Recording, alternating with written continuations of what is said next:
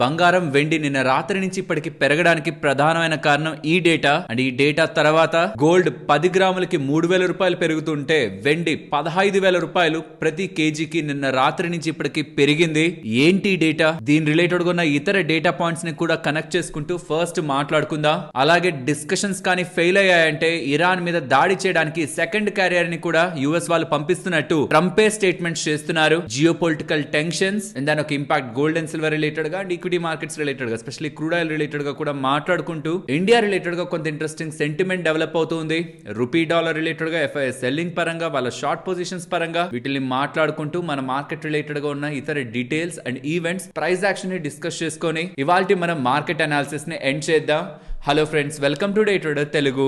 Good evening. First ఇక్కడ మీకు కనిపిస్తున్న చార్ట్ యుఎస్ కి సంబంధించిన రీటైల్ సేల్స్ డేటా చార్ట్. అది లాస్ట్ 1990 నుంచి ఇక్కడ మీకు కనిపిస్తూ ఉంటుంది. చాలా time period back, specially .com bubble అప్పుడు లేకపోతే రెసిషన్ కి ముందు కంటిన్యూస్ గా యుఎస్ కి సంబంధించిన రీటైల్ సేల్స్ ఫ్లాట్ అయ్యాయి, పెద్దగా మారలేదు. అదే మీరు 2020 తర్వాత నుంచి కూడా ఉంటున్న రీటైల్ సేల్స్ డేటాని చూస్తే అది ఫ్లాట్ గానే ఉంటాయి. లాస్ట్ 4 సంవత్సరాలుగా యుఎస్ లో రీటైల్ సేల్స్ ఇంప్రూవ్ అవ్వట్లేదు. అలా నిన్న వచ్చిన రీటైల్ సేల్స్ కూడా month on month loan, year on year loan very bad గా నమోదయ్యాయి. అండ్ వాళ్ళ ఎంటైర్ రీటైల్ సేల్స్ ఎక్కడెక్కడ స్ట్రాంగ్ ఉన్నాయి, ఎక్కడెక్కడ వీక్ ఉన్నాయి అనేది మీరు గమనించొచ్చు. అండ్ అది ప్రీ పాండమిక్ ఒక ట్రెండ్ లెవెల్ కంటే కూడా బిలో ఉన్నాయి. సో ఇక్కడ కన్సర్న్ అంతా కూడా ఎప్పుడెప్పుడైతే ఇవి ఫ్లాట్ అవుతాయో దాని తర్వాత మనకి రెసిషన్ మార్కెట్ లో కనిపించిందని.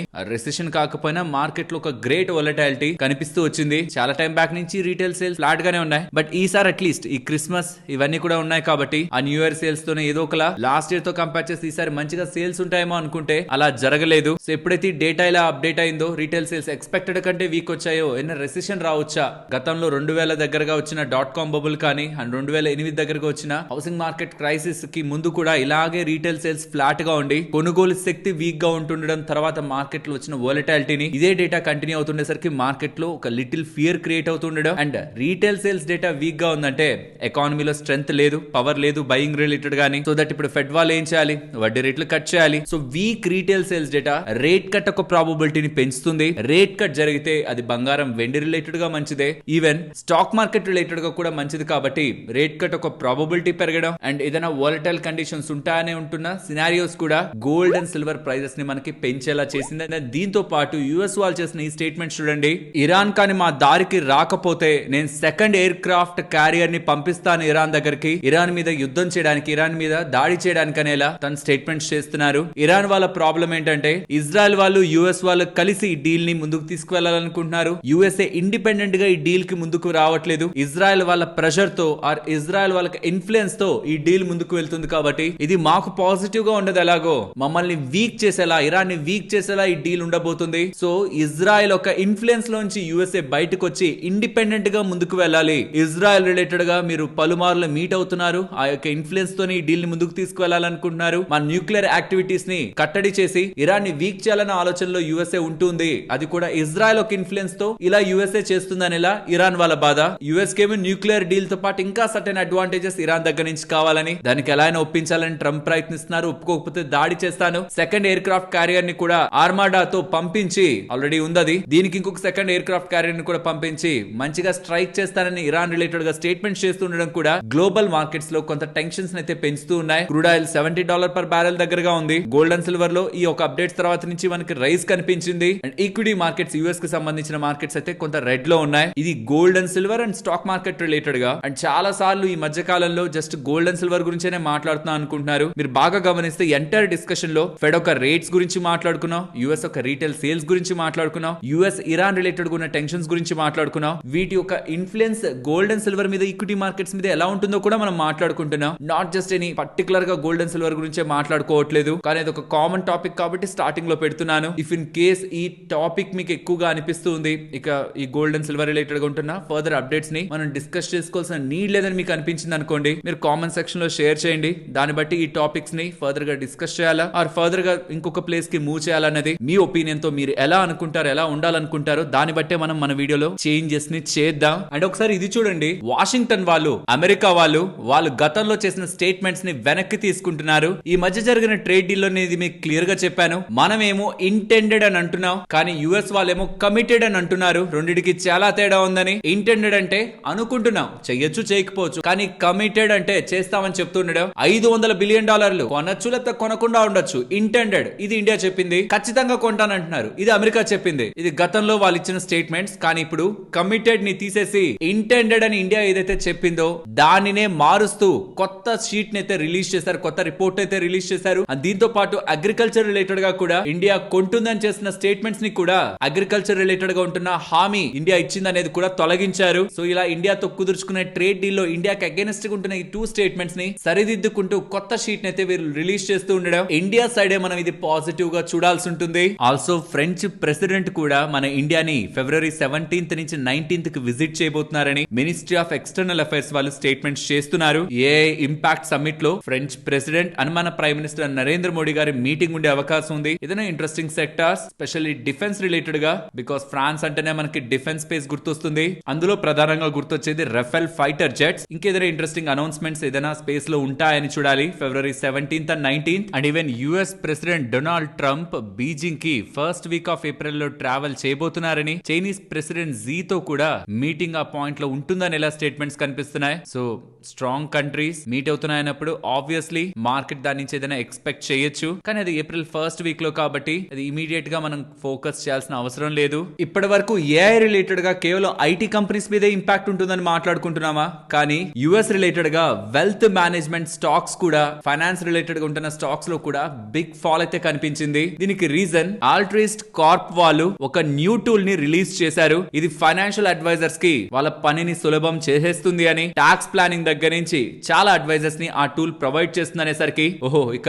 ఏఐ అనేది ఐటీ ఇండస్ట్రీనే కాదు వెల్త్ స్పేస్ లోకి, టాక్స్ ప్లానింగ్ స్పేస్ లోకి కూడా వచ్చి ఫైనాన్షియల్ అడ్వైస్ కానీ వెల్త్ మేనేజ్మెంట్ మోడల్స్ ని కూడా కమింగ్ టైమ్స్ లో వాళ్ళు డెవలప్ చేస్తే ఇక వెల్త్ మేనేజ్మెంట్ కంపెనీస్ ఒక బిజినెస్ జస్ట్ ఒక క్లిక్ తో ఏఐ పట్టుకు వెళ్ళిపోతే మరి ఇప్పటి వరకు ఉన్న వాళ్ళ బిజినెస్ మోడల్ క్వశ్చన్ లోకి వెళ్తే ఎలా అని చాలా వరకు మీకు వెల్త్ మేనేజ్మెంట్ కంపెనీస్ నిన్న స్పెషల్లీ మార్చ్ 2020 తర్వాత వాటిల్లో బిగ్ ఫాల్ అయితే ఇప్పుడే కనిపించింది. ఎల్పిఎల్ ఫైనాన్షియల్ హోల్డింగ్స్ 8% దగ్గరగా పడింది, చార్ల్స్ స్క్వాబ్ 7.4% దగ్గరగా పడింది, రేమండ్ జేమ్స్ ఫైనాన్షియల్ ఆల్మోస్ట్ 8.8% దగ్గరగా పడింది. ఇవన్నీ వెల్త్ మేనేజ్మెంట్ రిలేటెడ్ గా ఉంటున్న కంపెనీస్, ఫైనాన్షియల్ స్పేస్ లో ఉంటున్నవి. ఏఐ వచ్చి దాన్ని కూడా డిస్టర్బ్ చేస్తుందని ఒక భయాలు ఈ స్పేస్ ని కూడా హిట్ చేస్తూ ఉన్నాయి. In fact UBS analyst Michael brown ఒక ఇంట్రెస్టింగ్ స్టేట్మెంట్ అయితే చేశారు. మనం ఎలాంటి మూవ్మెంట్ లో ఉన్నామంటే నెక్స్ట్ 12 నుంచి 24 నెలల్లో ఏమవుతుంది, చాలా కంపెనీస్ కి ఏమవుతుందని ఒక తెలియని క్వశ్చన్ మార్క్ లో ఉన్నామని, ఏఐ ఒక ట్రాన్స్ఫర్మేషన్ టూ మచ్ గా ఉందని స్టేట్మెంట్స్ మనకి ఇండస్ట్రీ లీడర్స్ అండ్ వాళ్ళ అనలిస్టుల దగ్గర నుంచి కనిపిస్తూ ఉన్నాయి. అండ్ ఇదొకసారి చూడండి, ఆంథ్రోపిక్ ఏఐ క్లౌడ్ ఉంది కదా, క్లౌడ్ ఒక పేరెంట్ కంపెనీ ఆంథ్రోపిక్ ఉంది. రీసెంట్ టైమ్స్ లో మీరు చాలా సార్లు చూసే ఉంటారు. ఆ ఒక కంపెనీ, ఆ ఏఐ కంపెనీ ఒక CEO నెక్స్ట్ 6 to 12 months లో ఐటీ జాబ్స్ థ్రెట్ లో ఉంటాయని చెప్పారు. వాళ్ళకు కొత్త ప్లగిన్స్ రిలీజ్ చేస్తుండడం ఐటీ ఇండస్ట్రీయే ఇంపాక్ట్ అవుతుందని ఒక భయాలతో ఎంటైర్ ఐటీ స్టాక్స్ లో ఫాల్ కనిపించింది. ఇప్పుడు ఆ కంపెనీకి సంబంధించిన సేఫ్టీ డిపార్ట్మెంట్ ఉంటుందా, దాంట్లో లీడ్ అయిన మరినాన్క్ శర్మ గారు రిజైన్ చేస్తున్నారు. రిజైన్ చేస్తూ తను వాడిన word the world is in peril అని. అదేంటో మరి గూగుల్ ని అడుగుదాం. The world is in peril అంటే planet, civilization or humanity is facing a significant immediate or growing danger, risk or threat of destruction. Simple గా చెప్పాలంటే హ్యూమానిటీ రిస్క్ లో ఉంది, ఎంటైర్ సివిలైజేషన్ థ్రెట్ లో ఉందని ఎలా తను చెప్తున్నారు. ఏఐ కంపెనీస్ చాలా స్ట్రాంగ్ గా గ్రో అవ్వాలనుకుంటున్నాయి. బట్ ఇది ఎలాంటిదంటే ర్యాపిడ్ గా గ్రో అవ్వాలనుకునే ప్రాసెస్ లో ఫండమెంటల్ గా దాని సేఫ్టీ ఏ మేరకు ఉందనేది చెక్ చేసుకుంటున్నామా? చెక్ చేసుకోకుండానే ఈ కంపెనీతో పోలిస్తే ఈ కంపెనీతో పోలిస్తే ఆ కంపెనీ గ్రోత్ ని చూపించాలని ఏఐని సివిలైజేషన్ లోకి వదిలేస్తున్నామా? అలా వదిలేస్తూ హ్యూమానిటీని థ్రెట్ లో పెడుతున్నామా? ఇది తన రిలేటెడ్ గా కన్సర్న్. క్లాడ్ రిలేటెడ్ గా ఈ ఆంథ్రోపిక్ రిలేటెడ్ గా ఉన్న బేస్ ఫండమెంటల్ వాల్యూస్ నుంచి ఈ గ్రోత్ పేరుతో వస్తున్న డీవియేషన్ ని తను తీసుకోలేక రిజైన్ చేస్తున్నాడనేలా తను చేస్తున్న స్టేట్మెంట్స్ ఎంటైర్ ఇండస్ట్రీలోనే బిగ్ సెన్సేషన్ అయితే క్రియేట్ చేస్తున్నాయి. ప్రాబ్లం అంతా ఏంటంటే చాట్ జీపీటీ వాళ్ళు కూడా రీసెంట్ గా చాలా ఒక డెవలప్మెంట్స్ చేస్తున్నారు. Even wealth management companies related గా కూడా థ్రెట్ వచ్చేలా కొన్ని కంపెనీస్ కొన్ని కొత్త టూల్స్ ని రిలీజ్ చేస్తున్నాయి. అసలు ఇవి ఏ ఇండస్ట్రీస్ వరకు వెళ్తూ ఉంది? అసలు నిజంగా ఈ బజ్ ఏదైతే ఒక యుఫోరియాగా క్రియేట్ అవుతుందో ఏ ఇది చేస్తుంది అది చేస్తుందని, అది రియాలిటీనా లేకపోతే సర్ఫేస్ లెవెల్లో వస్తున్న బజ్జా? ఇన్ఫాక్ట్ నెక్స్ట్ 12 to 24 months లో ఏ అసలు ఏ ట్రాన్స్ఫర్మేషన్ తీసుకోబోతుంది అని బిగ్ డిబేట్ నడుస్తున్న తరుణంలో సేఫ్టీ రిలేటెడ్ గా కన్సర్న్స్ ని తను వ్యక్తం చేస్తుండడం ఇంకొక layer of discussion AI related గా స్టార్ట్ చేసింది. బట్ ఏదైనా కొంత స్లో పేస్ తో ప్రాపర్ గా దాని రిలేటెడ్ గా ఉన్న లిమిట్స్ ని అర్థం చేసుకుంటూ ఏఐ ని ఎక్స్పాండ్ చేయడం బెటర్ రాదర్ దాన్ ఈ కంపెనీ గ్రో అయిపోతుందంటే మనం కూడా ఏదో కొత్త టూల్ రిలీజ్ చేయాలి, దాని ఒక సేఫ్టీ దాని ఒక ఇంపాక్ట్ ఇంపాక్ట్ ని స్టడీ చేయకుండా కానీ రిలీజ్ చేసుకుంటూ వెళ్తే ఒక్కసారిగా గవర్నమెంట్ రెగ్యులేషన్స్ ని తీసుకొస్తుంది, కంప్లైంట్స్ యొక్క కాస్ట్ పెరుగుతుంది, చాలా రూల్స్ వస్తాయి ఏఐ రిలేటెడ్ గా. మరి తినే కన్సర్న్స్ తో బయటకు వస్తున్నారు, దాని బ్యాక్ ఉంటున్న ఫండమెంటల్ ఆస్పెక్ట్ ఏంటో కంప్లీట్ గా అయితే తినైతే మనతో షేర్ చేయలేదు. కానీ ఏఐ రిలేటెడ్ గా గ్రోత్ మాత్రం వెరీ సాలిడ్ ఉంది. బట్ ఆ గ్రోత్ బ్యాక్ సేఫ్టీ కన్సర్న్స్ తినుకున్నాయని ఎలా మనకైతే అర్థమవుతుంది. వీళ్ళ సేఫ్టీ టీమ్, ఇతను ఎవరైతే రిజైన్ చేశారో తనకు సంబంధించిన సేఫ్టీ టీమ్ కాన్స్టెంట్ గా ప్రెషర్ కి లోన్ అవుతూనే వచ్చిందని, ఇంపార్టెంట్ థింగ్స్ అన్నిటి మీద వాళ్ళు స్టడీ చేస్తుంటే సేఫ్టీ రిలేటెడ్ గా దాన్ని పక్కన పెట్టాలని వీళ్ళకి ఆర్డర్స్ వస్తున్నాయని, ఇది హ్యూమన్స్ కే థ్రెట్ అయ్యేలా దారి తీసే అవకాశం ఉందనేలా తన స్టేట్మెంట్స్ అయితే చేస్తున్నారు. So AI out of hand వెళ్తుందనేలా తన వాదన. మీరు నేను అందరం వాడుతున్న ఏఐ వేరు, లాస్ట్ 3 months లో మార్కెట్ లోకి వస్తున్న ఏఐ యొక్క లెవెల్ ఆఫ్ ఇంటెన్సిటీ వేరు. దానికి సేఫ్టీ అండ్ రెగ్యులేషన్స్ తో కానీ దాన్ని మార్కెట్ లోకి తీసుకురాకుండా ఇష్టం వచ్చినట్లు వదిలితే డ్యామేజ్ జరిగిన తర్వాత దాన్ని రెగ్యులేట్ చేసే అవకాశం ఉందనేది చాలా మంది ఎక్స్పర్ట్స్ అభిప్రాయపడుతున్నారు. అండ్ ఇవాళ ప్రీవియస్ జాబ్స్ డేటా, యూఎస్ కి సంబంధించిన జాబ్స్ డేటా అప్డేట్ అవుతుంది. అది వీక్ గా ఉన్న రేట్ కట్ ఒక ప్రాబబిలిటీ పెరుగుతుంది కాబట్టి అది కూడా ఈక్విటీ మార్కెట్స్ కి, గోల్డ్ అండ్ సిల్వర్ కి మంచిది. ఒకవేళ వీక్ గా ఉంటే, ఎక్స్పెక్టెడ్ కంటే వీక్ గా ఉంటాయి. అండ్ తర్వాత ఫ్రైడే, రేపు కాకుండా ఎల్లుండి ఫ్రైడే మనకి US CPI inflation data release అవుతుంది. అది బెటర్ గా ఉంటే, ఇన్ఫ్లేషన్ డేటా బెటర్ గా ఉంటే ఈక్విటీ మార్కెట్స్ కి మంచిది. ఇన్ఫ్లేషన్ డేటా బెటర్ గా ఉంది అంటే యుఎస్ కి సంబంధించి తగ్గడం పెరగడం కాదు, అది కూడా రేట్ కట్ ఒక ప్రాబబిలిటీ పెంచుతుంది. కాబట్టి ఇందాక అనుకున్న సేమ్ ఎఫెక్టే బంగారం, వెండి అండ్ స్టాక్స్ రిలేటెడ్ గా కనిపిస్తుంది. అండ్ రీసెంట్ డేస్ లో కాన్స్టెంట్ గా ఎఫ్ఐఎస్ బై సైడ్ కనిపిస్తూ ఉన్నారు. తక్కువ ఎక్కువ కానీ సెల్లింగ్ అయితే మనకి తగ్గింది. అండ్ ఎఫ్ఐఎస్ ఒక షార్ట్స్ కూడా 78% దగ్గరగా ఉన్నాయి. రీసెంట్ టైమ్స్ లో 88% కి పైగా ఉంటున్న వాళ్ళ షార్ట్స్ 90% దగ్గరగా కూడా ఉంటున్న వాళ్ళ షార్ట్స్ కవర్ అవుతూ 78% కి వస్తున్నాయి. స్లోగా షార్ట్ కవరింగ్ జరుగుతుంది.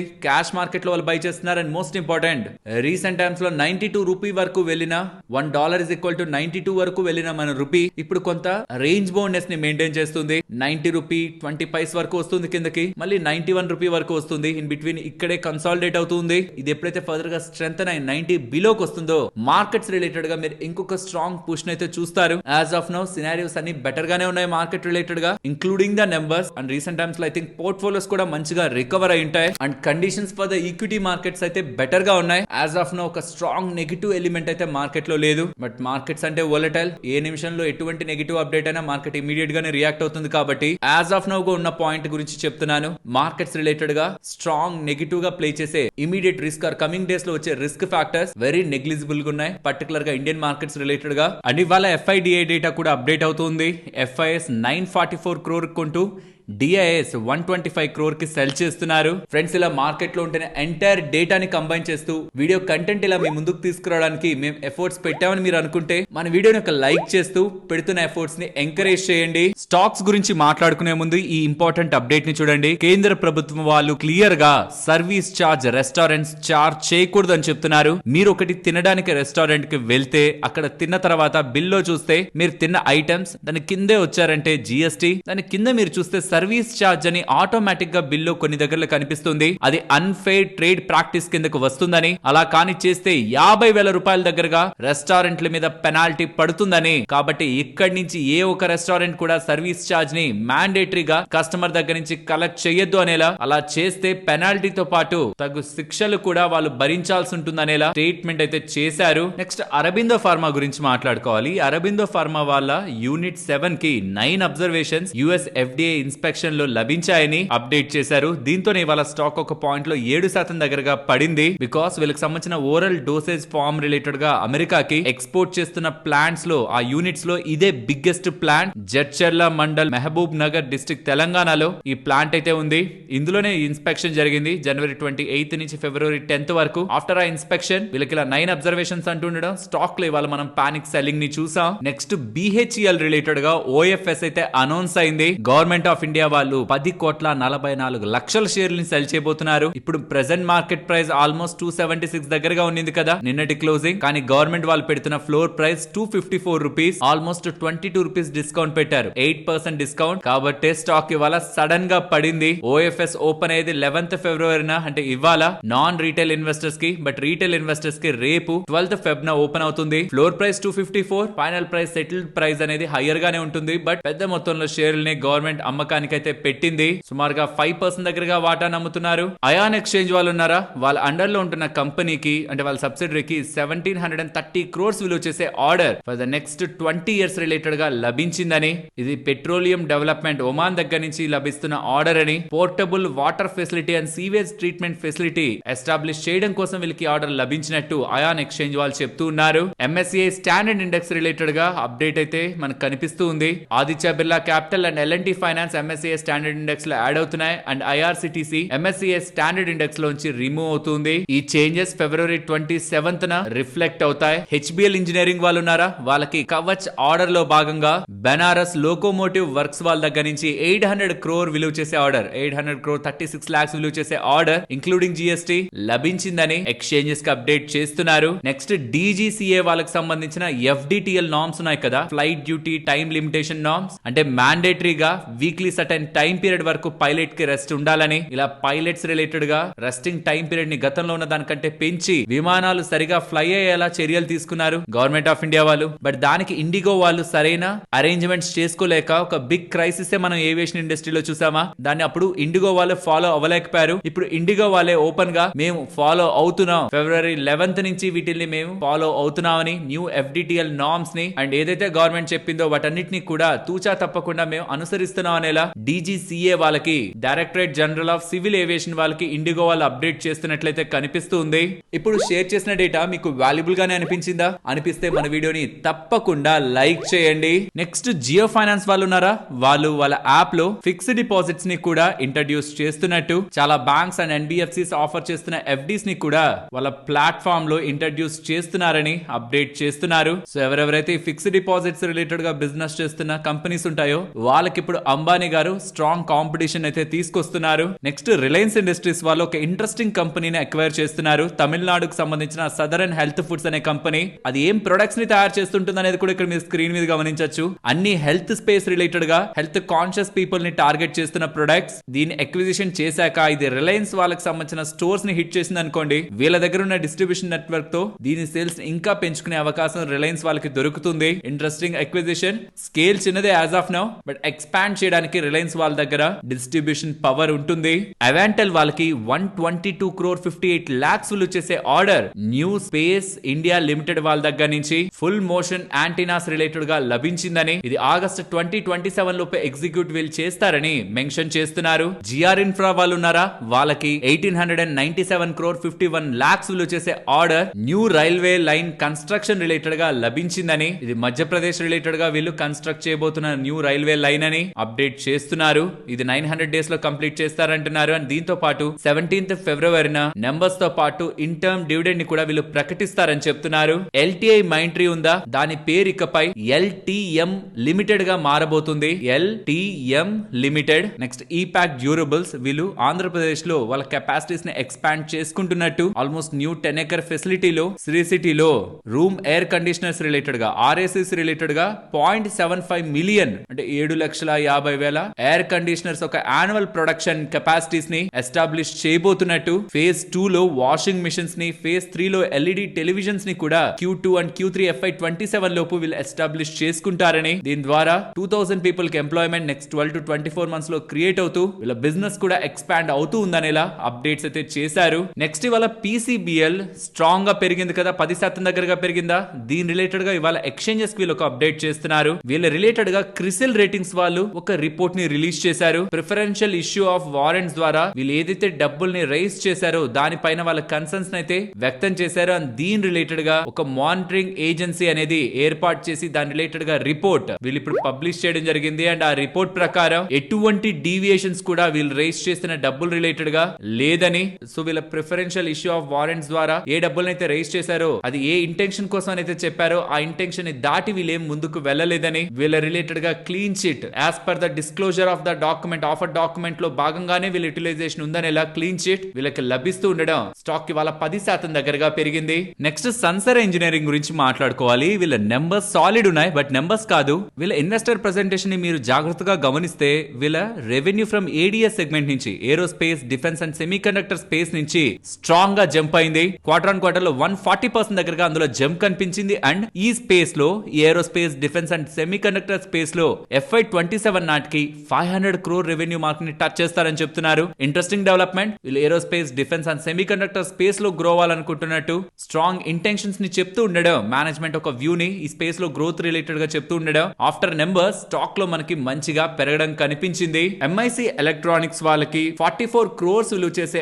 ఆర్డర్ ఈస్టర్న్ రైల్వే జోన్ వాళ్ళ దగ్గర నుంచి లభించిందని అప్డేట్ చేశారు. అలాగే రైల్టెల్ వాళ్ళు ఉన్నారా, వాళ్ళకి 16.99 crore సుమారుగా 17 crore విలువ చేసే ఆర్డర్ లక్నో మున్సిపల్ కార్పొరేషన్ దగ్గర నుంచి నెక్స్ట్ 5 years గాను లభించిందని అప్డేట్ చేశారు. నెక్స్ట్ రిజల్ట్స్ గురించి మాట్లాడుకోవాలి. ఫస్ట్ లెన్స్ కార్ట్ వాళ్ళ నెంబర్స్ రీసెంట్ గా అయిపోయి వచ్చి మార్కెట్ లో లిస్ట్ అయిందా. నెంబర్స్ బాగున్నాయి. Operating side and profitability side company హిస్టరీలోనే హైయెస్ట్ ఎవర్ నెంబర్స్ ని వీళ్ళు డెలివర్ చేశారు. Quarter on quarter and year on year లో స్ట్రాంగ్ గ్రోత్ ని అక్రాస్ ఆల్ పారామీటర్స్ వీళ్ళు రిపోర్ట్ చేస్తున్నారు. Good set of numbers. Ashok Leyland గురించి మాట్లాడుకోవాలి. నెంబర్స్ బాగున్నాయి. స్టాక్ పడింది కదా అంటే నెంబర్స్ బాలేవనుకోకండి, నెంబర్స్ బానే ఉన్నాయి. Revenue 24% growth. ఎక్సెప్షనల్ ఐటమ్స్ ఈసారి కనిపిస్తూ ఉన్నాయి. ఎక్సెప్షనల్ లాస్ ఆల్మోస్ట్ 325 crore దగ్గరగా కనిపిస్తుంది. కాబట్టి ప్రాఫిట్ మీకు ఇయర్ ఆన్ ఇయర్ లో 5% గ్రో అయింటుంది. బట్ మంచి numbers. And commercial vehicles related గా గ్రోత్ ని కూడా, అవుట్లుక్ ని కూడా వెరీ స్ట్రాంగ్ గా ఇస్తున్నారు. సో వాళ్ళ స్టాక్ పడింది కదా అంటే నెంబర్స్ ని బ్యాడ్ గా అయితే చూడొద్దు.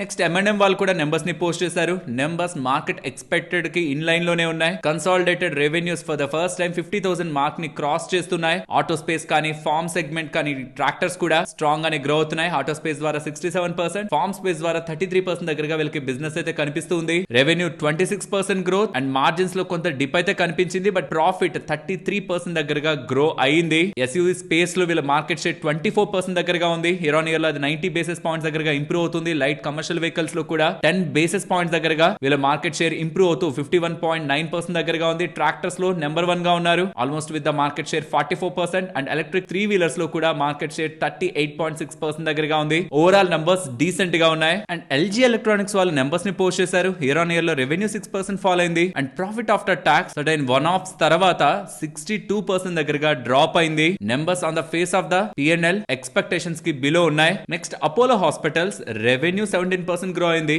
మార్జిన్ 110 basis points ఇంప్రూవ్ అవడం కారణంగా ప్రాఫిట్స్ 35% దగ్గరగా గ్రో అవుతున్నాయి. అండ్ వీళ్ళు పర్ షేర్ 10 rupees దగ్గరగా ఇన్ టర్మ్ డివిడెండ్ ని ప్రకటించారు. న్యూ లేబర్ కోడ్ కారణంగా 19.2 crore దగ్గరగా వీళ్ళకి వన్ టైం ఇంపాక్ట్ అయిందని అప్డేట్ చేశారు. అండ్ మేనేజ్మెంట్ కూడా కమింగ్ టైమ్స్ లో బిజినెస్ రిలేటెడ్ గా స్ట్రాంగ్ గైడెన్స్ అయితే ఇచ్చింది. And after numbers and management ఒక స్టాక్ 5% దగ్గరగా పెరిగింది. అండ్ SJN వాళ్ళు నెంబర్స్ పోస్ట్ చేశాక స్టాక్ పెరిగిందా, దీనికి రీజన్ రెవెన్యూ 61% జంప్ అవుతూ మార్జిన్ కొంత డ్రాప్ అవుతున్నా స్ట్రాంగ్ బిజినెస్ వస్తూ ఉండడం కారణంగా ప్రాఫిటబిలిటీ 51% దగ్గరగా మూవ్ అయింది. ఇన్ఫాక్ట్ అదర్ ఇన్కమ్ కూడా ఇయర్ ఆన్ ఇయర్ లో మనకి తగ్గింది. Last time other income 90 crore, ఈసారి 42 crore. సో అదర్ ఇన్కమ్ తగ్గుతున్నా with the strong top line growth year on year లో 60% దగ్గరగా గ్రోత్, ప్రాఫిటబిలిటీని 50% లో పెడుతూ ఉండడం. విత్ దిస్ నెంబర్స్ స్టాక్ లో సడన్ జంప్ మనకి కనిపించింది. సరే మరి నేను ఉండనా, మరొక ఇంట్రెస్టింగ్ వీడియోతో మళ్ళీ మీ ముందుకు వస్తాను. అంతవరకు టేక్ కేర్. జై హింద్.